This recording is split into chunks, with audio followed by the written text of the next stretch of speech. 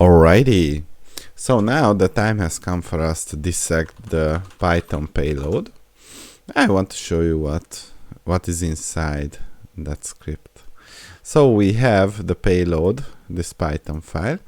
If you open up with the text editor and copy paste these lines and go open up a Python prompt, let's clear the screen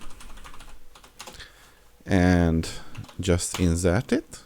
We have the necessary modules imported, and then what we can do is to go ahead and try to decode this string.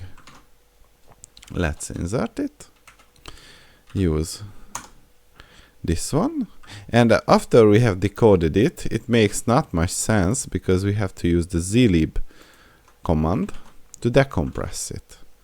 And once it was decompressed, we can see that this is the URL we are pointing to.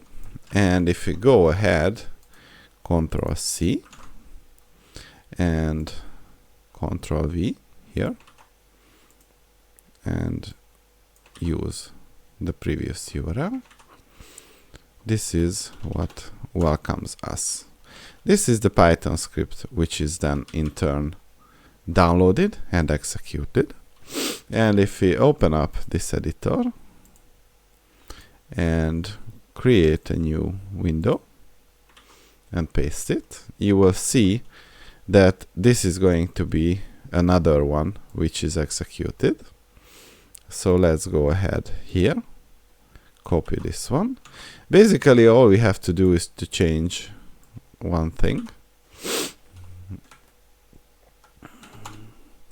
and copy,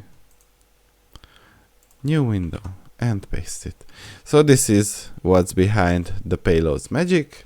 This allows you to technically create a backdoor to the remote machine.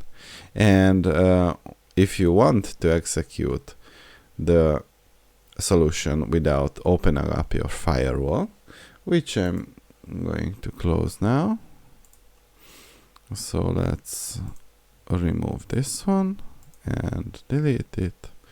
Let's apply the changes, so you are not going to be able to use it. So let's go back to the machine. All you have to do is swap it out to the local IP address in these scripts, save them, and then afterwards you can execute it.